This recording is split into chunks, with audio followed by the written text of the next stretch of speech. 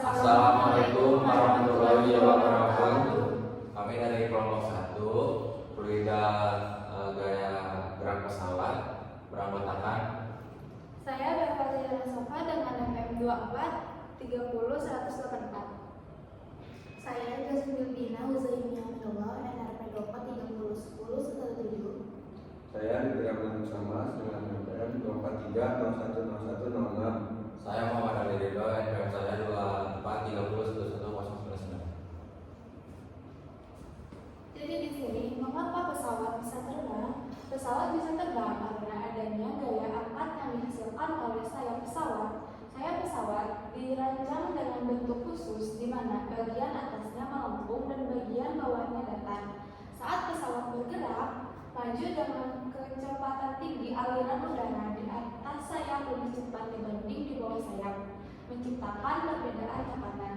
Menurut prinsip Bernoulli, udara yang bergerak lebih cepat memiliki tekanan yang lebih rendah sehingga tekanan di bawah sayap lebih tinggi dan mendorong pesawat ke atas atau gaya angkat. Selain itu, mesin pesawat menghasilkan daya dorong atau thrust yang memungkinkan pesawat bergerak maju melawan gaya hambat atau drag dan gravitasi. Pesawat bisa terbang karena adanya gaya-gaya yang bekerja pada pesawat, yaitu gaya angkat, gaya dorong, gaya hambat, dan gaya gravitasi. Agar pesawat bisa terbang, gaya angkat dan gaya dorong harus lebih besar dari gaya hambat dan gaya gravitasi. Berikut ini menjelaskan mengenai gaya-gaya yang bekerja pada pesawat. Gaya angkat, gaya yang dihasilkan oleh sayap pesawat untuk melawan gaya gravitasi. Mengangkat pesawat ke atas, gaya angkat dihasilkan karena perbedaan tekanan udara di atas dan di bawah sayap pesawat. Gaya dorong, gaya yang dihasilkan oleh mesin pesawat untuk mendorong pesawat ke depan. Gaya hambat, gaya yang dihasilkan oleh gesekan antara pesawat dengan udara untuk melawan arah gerakan pesawat. Gaya gravitasi, gaya yang menarik pesawat ke bawah. Pesawat juga dilengkapi dengan perangkat kendali yang dikendalikan oleh pilot untuk mengendalikan pesawat sesuai keinginan. Berikut adalah gaya angkat pesawat pada saat lepas landas menggunakan rumus F1 lebih besar dari F2 dan F1 kurang dari F2. F1 dikurangi F2 sama dengan P1 dikurangi P2 dikali A.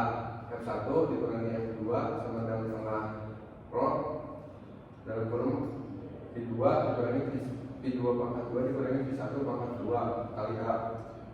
F1 dan F2 adalah gaya tekan di bawah dan di atas sayap.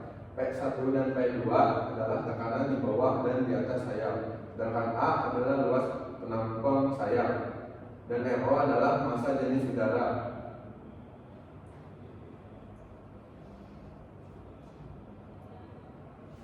Konsep fisika terkait hukum Newton, gaya dorong dan hambat.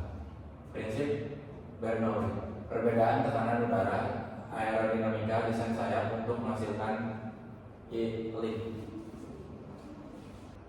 Berikut adalah contoh soal untuk materi yang kita sampaikan. Gaya angkat terjadi pada sebuah pesawat di kayu sebesar 1.100 kN. Pesawat tersebut memiliki luas penampang sayap sebesar 80 meter kuadrat. Jika kecepatan aliran udara di bawah sayap adalah 250 meter per second dan massa jenis udara keluar adalah 0,0 kg meter kubik. Tentukan kecepatan aliran udara di bagian atas sayap pesawat. F1 dikurangi F2 sama dengan 1100 kN diubah menjadi 1.100.000 Newton.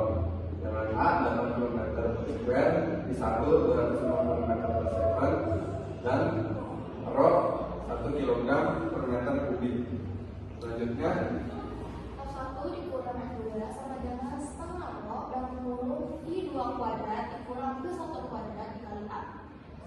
1.100.000 sama dengan 1/2 dikali 1 dalam kurung I2 kuadrat dikurang 250 kuadrat dikali 80. Kenapa mesti di 40? Karena 80 ini dibagi 2 dari 1.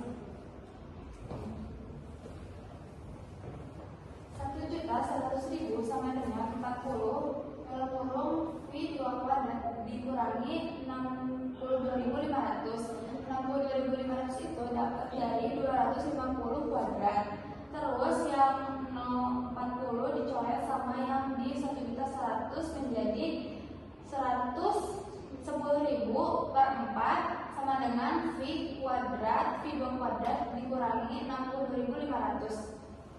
27.500 ditambah 62.500 V2 kuadrat, hasilnya 90.000. 90.000 V2 kuadrat, V2 akar 90.000, akar 90.000 itu adalah 300 meter per sekon. Jadi jawabannya 300 meter per sekon ialah Yang C. C. Meter per sekon. Sekian dari kelompok kami. Wassalamualaikum warahmatullahi wabarakatuh.